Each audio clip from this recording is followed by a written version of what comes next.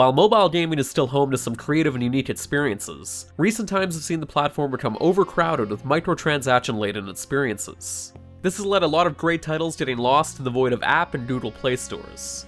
To combat this, a lot of publishers and developers have been porting their games to PC and consoles, to let their hardware shine for an entirely new audience. Framed is one such title, which released on iOS in 2014 to wide critical acclaim, and is now being made available on PC and Switch. Being based on touch controls, the game is a perfect candidate for the transition to PC and Switch due to each of the format's input devices. As far as I'm concerned, nothing was lost in the transition. Framed and its sequel remain every bit as charming, creative, and enjoyable as they were originally. The Framed Collection is an aptly titled compilation of Framed and Framed 2. There are no bonuses on offer, just both of these charming games in their entirety with some new HD graphics. While I didn't have the Switch version for testing, on PC you can control the action with your mouse and a few keys, or through a gamepad. I really don't know why you would use buttons, but the choice is very much appreciated. Your task in Framed is to rearrange comic book panels to help your character evade the police. The story is left purposely vague until the end, so you can fill the blanks of what you're carrying or what your ultimate goal is.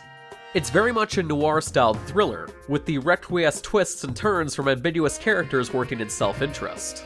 Framed is reminiscent of the old FMV games that the Sega CD briefly made popular. You can pause the action, let you think about how to place each comic panel, and hitting play will see the scene play out with limited input. I stress that last part because Framed isn't simply a one-trick pony. Like any good puzzle game, concepts are first introduced in relatively safe environments before ramping up in difficulty leading into the conclusion.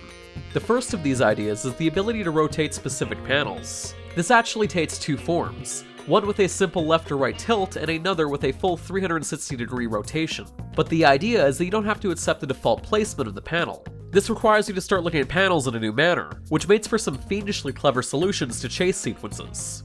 The second idea is that certain panels will become repeatable after using them. This is the only instance where Framed goes beyond being a casual game, requiring you to have a somewhat faster reaction time to properly manipulate each panel fast enough. You can also make endless loops where your character infinitely runs down a hallway like some odd Twilight Zone episode. That being said, it creates some tense moments that perfectly nail the aesthetic Framed is going for. What good film noir doesn't at least have one chase scene?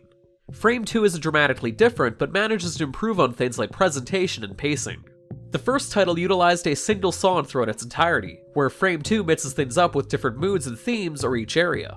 It feels like a more polished rendition of the first title, complete with a few new ideas to change up the puzzles. It happens to introduce those different ideas at a faster rate, making the game feel a whole lot snappier. Framed 2 also has more distinct set-piece moments, with you riding a bike through multiple panels and jumping through a construction site in another. It better utilizes the potential of those repeatable frames from the first title, while also brimming with more life from the characters.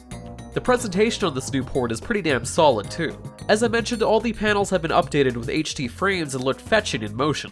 Colors pop and the silhouetted characters feel nearly 3D in their presence.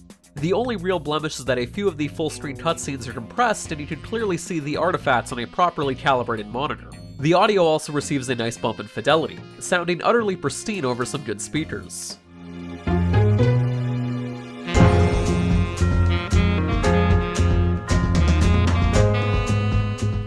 I'm very fond of the sound design as well, with gunshots taking the form of snare rolls and basically every action of the game rolled relating back to some jazz sound.